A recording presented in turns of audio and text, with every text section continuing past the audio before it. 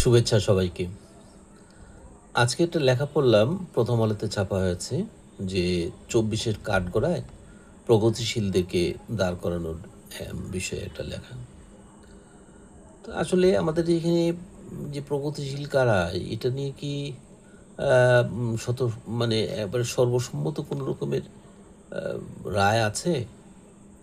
তিনি যাদেরকে তার লেখার মধ্যেই যাদেরকে নাম উচ্চারণ করলেন যে প্রগতিশীল হিসাবে, এই মাপকাঠিটা কিসের?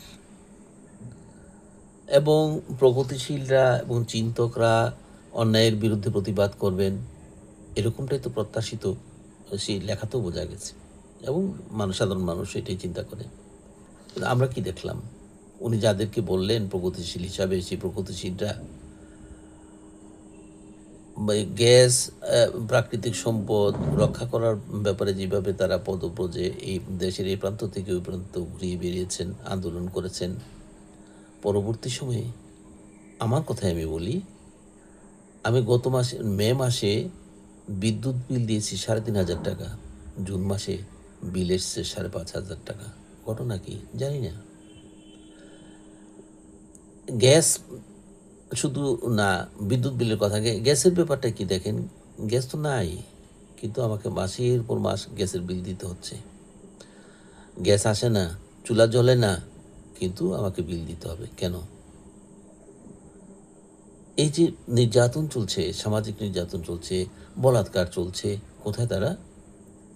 দেশ বিদেশের চুক্তিগুলি নিয়ে যে ধরনের কথাবার্তা শোনা যাচ্ছে, কোথায় তারা? দ্রব্যমূল্য নিয়ে যে কথাবার্তা হচ্ছে, কোথায় তারা? সারাটা দেশে মব সন্ত্রাসে ভরে গেছে, কোথায় তারা? আজকে ঝিনাইদহে বীরশ্রেষ্ঠের যে ভাস্কর্য ভাঙ্গা হলো, কই? প্রগতিশীলরা তো নাই। সুতরাং প্রগতিশীলরা ভালো চিন্তা করবে বা একটা কিছু করবে, সেই ভরসা আর আমরা করতে পারি না। তারা নির্দিষ্ট একটা রাজনৈতিক এজেন্ডা নিয়ে কাজ করে এবং বিনিময়ে তারা কী পান এটা তারা জানেন। কিন্তু আমরা দেখি এই প্রগতিশীল নামে কথিত যেই ব্যক্তিরা আছেন, তারা নিজেরা নিজেদের মতো চলেন, নিজেদের লক্ষ্য অর্জনে তারা এগিয়ে যান। যেই কারণে আজকে বলা হচ্ছে ইউরোপীয় বা পশ্চিমা বাম, পশ্চিমা প্রগতিশীল, এই শব্দগুলি কিন্তু এখন তৈরি হয়েছে।